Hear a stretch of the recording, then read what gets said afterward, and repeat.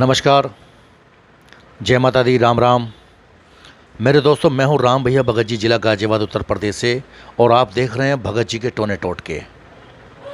मेरे दोस्तों, आज जो मैं आपको सच्ची घटना बताने वाला हूं, इस वीडियो को आप पूरा देखें, अंत तक देखें, तभी आपको समझ आएगा कि मेरे दोस्तों एक अदृश्य शक्ति ने कैसे एक भगत को पटकी दे दी। इस वीडियो को आप पूरा देखिए, ध्यान से सुनिए। मगर मेरे दोस्तों, अंधविश्वास जब तक होता है जब तक खुद पर ना बीते। तो मेरे दोस्तों, हम लोग प्रेतराज सरकार का जो भवन है बालाजी मेहंदीपुर में, प्रेतराज सरकार का जो भवन है, जो 2 से 4 बजे, 2 से 4 के बीच में भजन कीर्तन होता है। तो हम सभी लोग अपनी संगत के साथ वहाँ बैठे थे। तो मेरे दोस्तों, यदि किसी भगत को ये नहीं पता कि मुझे किससे इलझना है, किससे नहीं इलझना है, या कोई शैतानी ताकत कितनी ताकतवर है, या वो घर की शक्ति है या वो बाहर की शक्ति है, अगर ये उसके पास तजुर्बा नहीं है तो मेरे दोस्तों वो बहुत बड़ी चोट खा सकता है। यहाँ तक कि बहुत बड़ा नुकसान भी उसको हो सकता है। मेरे दोस्तों, हुआ यूँ, हरियाणा का कोई भगत था। हम लोग सभी अपनी संगत के साथ बैठे थे। तो एक भगत, किसी के ऊपर कोई देवता आया हुआ था, उसका पितर, वो उससे इलझ बैठा। मेरे दोस्तों, उसका जो मैंने स्वभाव देखा, उसका जो मैंने रोब देखा, यानी कि वो इतना घमंडी भगत था, वो किसी को कुछ नहीं समझ रहा था।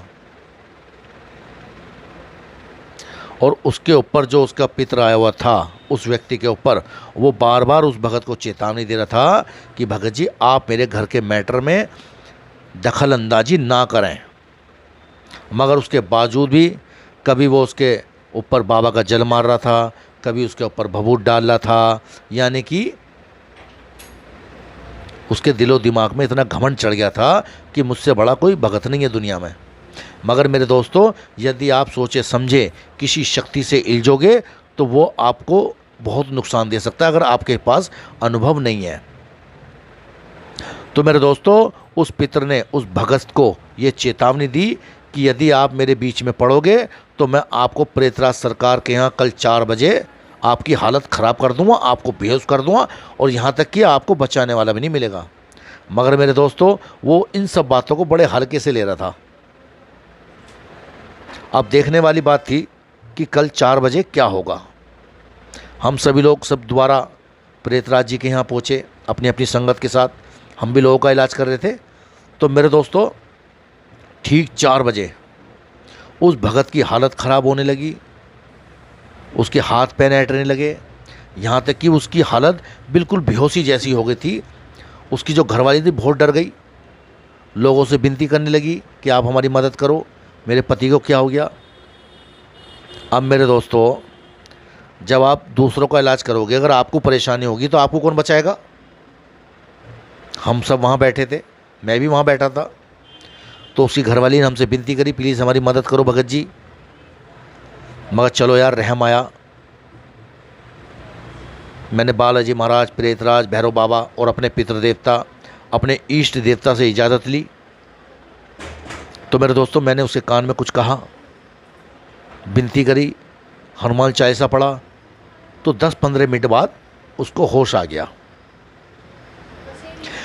तो मेरे दोस्तों, जो घर के देवी देवता होते हैं, पितृ देवता होते हैं, अगर वो, क्योंकि ये अपने मन के मालिक होते हैं, ये भी एक शक्ति होती है। यदि आप इनके बीच में ज़बरदस्ती पड़ोगे तो ये आपको नुकसान दे देंगे। क्योंकि इनको प्रार्थना से, उपाय द्वारा से, विनती करके तो इनको शांत किया जा सकता है, मगर ये किसी से नहीं दबते। आप सोचो बालाजी महाराज कुछ कर देंगे, काली माता कुछ कर देगी, या कोई देवता कुछ कर देगा, कोई कुछ नहीं कर सकता इनके बीच में। क्योंकि ये भी एक अदृश्य शक्ति होती हैं और ज़बरदस्त शक्ति होती हैं, ब्रह्मचारी शक्ति होती है पितृ देवता।